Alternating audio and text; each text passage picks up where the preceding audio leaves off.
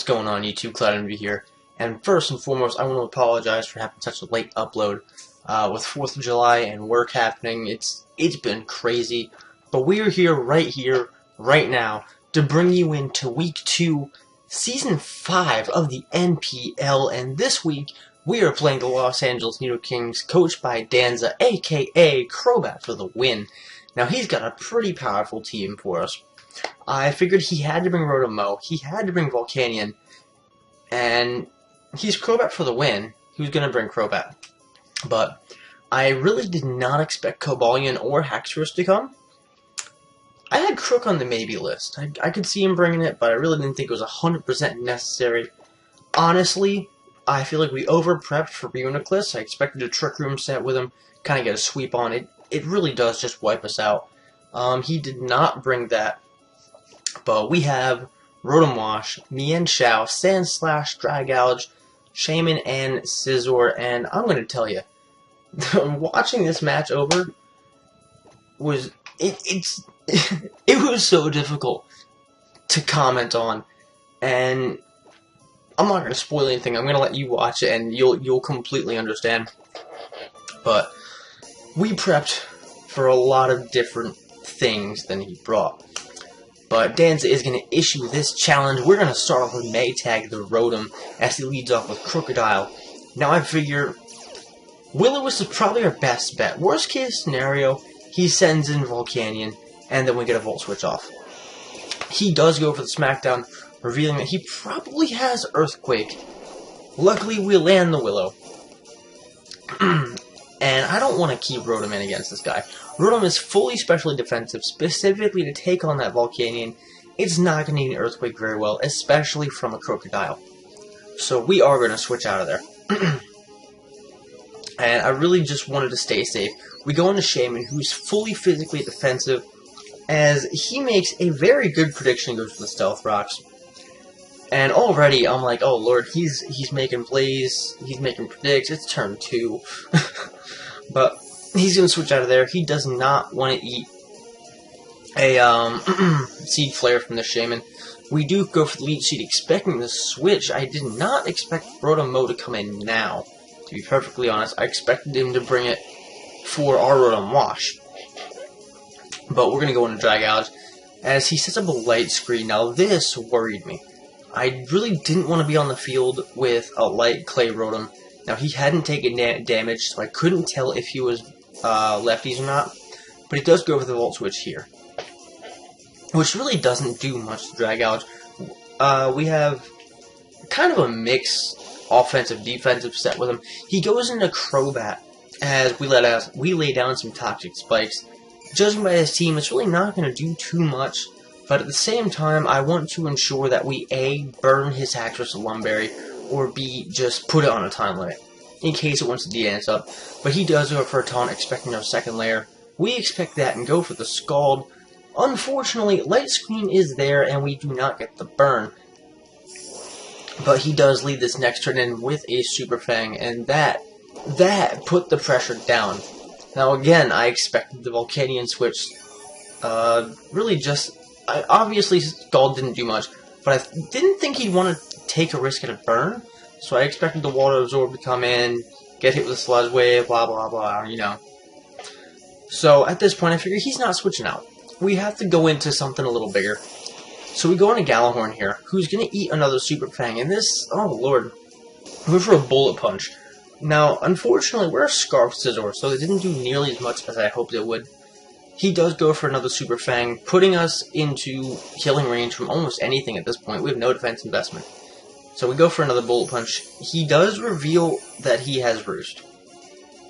And I'm telling you, I can't explain my thought process here. I left Scizor in at a range where it could die from almost anything, and continue Bullet Punching something that just recovered. But we are spamming Bullet Punch at this point for reasons I don't know, honestly. But he does reveal that he has the Brave Bird as his final slot, and takes down Galahorn. So luckily, we do know Crobat's entire move pool at this point. And we know that it's bulky, because that Bullet Punch should have done a little more. But we're going to go back and Rotom. As he sees that, he's going to switch out. He knows we're under pressure at this point. He switches in the Crocodile. Intimidate's not going to do anything. Because we do go for a Volt Switch, but he's not going to get hurt because he's ground type. So I figure, if he wants to EQ or do real damage, he has to smack down again. So that comes into play here. And I figure we can get this nice Hydro Pump off, but he's got the Pasho Berry. This man came prepared. I wouldn't expect his Crook to run a Pasho Berry. I expected a Scarf set. I expected a Life Orb set, not a Pasho Berry. But it's counter team format. What are you gonna do? So he is hurt by that burn, and I figure we're just gonna switch again. I don't want to get hit with an EQ. I don't want it to happen. We go back into Shaman.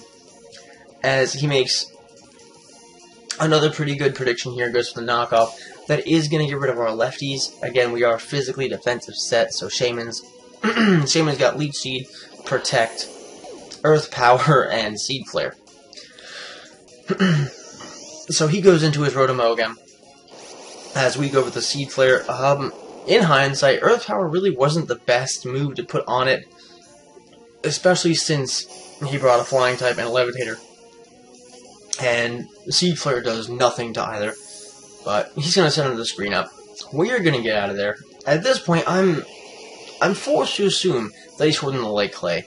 And I do not want to deal with that. He puts a light... wow, no, he already had light screen up. He puts a Reflect up. My whole team is just doing no damage now, like, at all. So he's going to Volt Switch again. That Rotom did his job. He's going to get out of there. And Dan is just, oh my lord, he's going to follow this up by sending in the Volcanion. Now, I was so afraid of this play. We went for the Toxic Spikes, and I realized that one of the only mons that could be poisoned is already poisoned. Why would I do that? But I'm expecting the Earth Power. I'm 100,000,000,000% expecting the Earth Power. So we get out of there. And we're going to go back into Maytag, who levitates, so it's whatever, right? And luckily, we avoid this Earth Power. Now, this Rotom is made specifically to wall this Volcanion. Specifically. So I figure we can just Volt Switch, go back into Drag Outs. He can't use Earth Power, so Drag Outs isn't going to take any damage. This man knew. Oh my god, he brought the Power Herb Solar Beam set on Volcanion, and I immediately thought back to when we brought the Power Herb set, or Power Herb Solar Beam set on Heatran, and I looked at my screen and I thought to myself, I'm gonna die. This is it. I am not prepared for this man. But luckily Maytag does live, however we cannot switch back in, so that Volt Switch kind of did what yeah. But we send in Tube Socks as he goes back into the Crobat. I really should have predicted that switch. I really should have. So much of this battle just... it set me on point. And he eats up that Drain Punch like it's nothing. And just roosts back to almost full health. We go for the taunt here. I'm predicting him to predict me to switch, so I really thought he...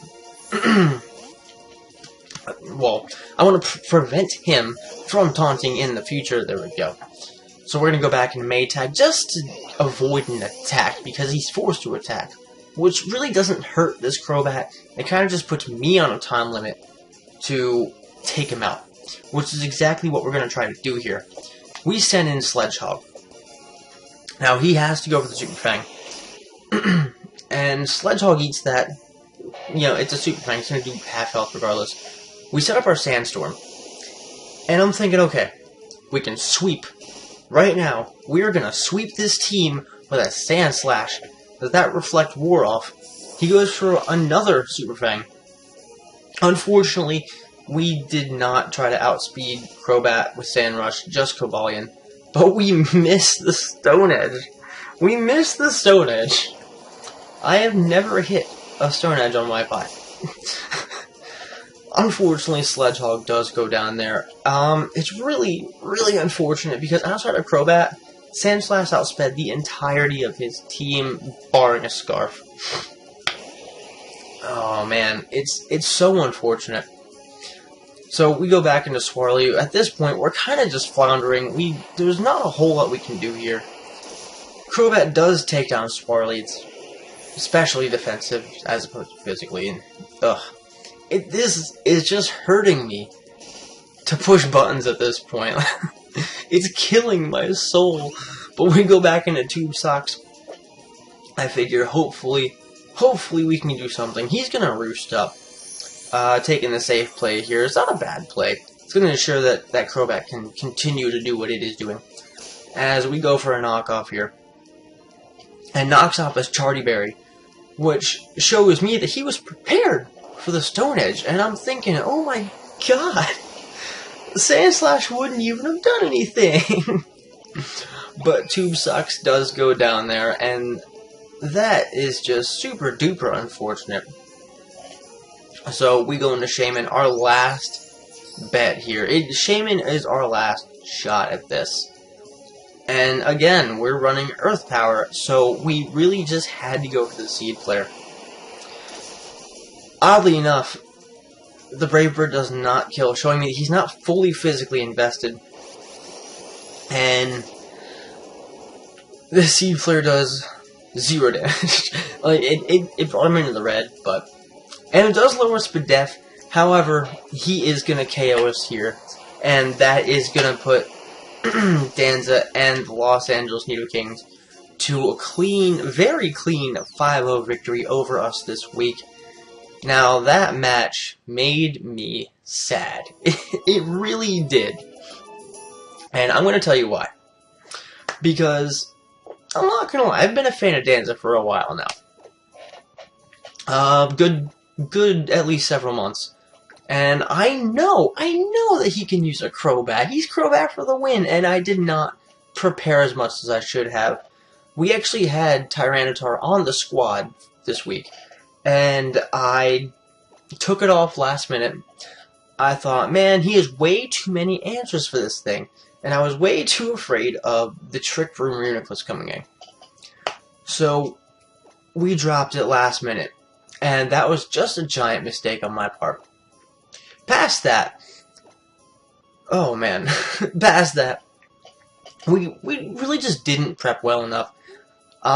Especially knowing my opponent, that's 100% on me. At the same time, he put in very good prep himself. Pasture Berry Crook, he brought Charty Berry Crobat. That set on Crobat was just golden. But if we had prepped much better and played better, I'm not going to say we would have won, because different plays would have been made, but we would have at least saved our differential. In the future, I'm definitely going to be looking out for these things more. I cannot afford to slack, and I definitely cannot afford to second guess. That is something that I've held as a rule for myself since I started battling Wi-Fi, and we broke it. So Tyranitar definitely should have come in.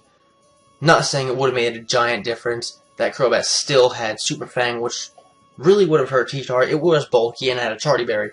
But still, just a rule of thumb, no second guessing. But that's about it for this match.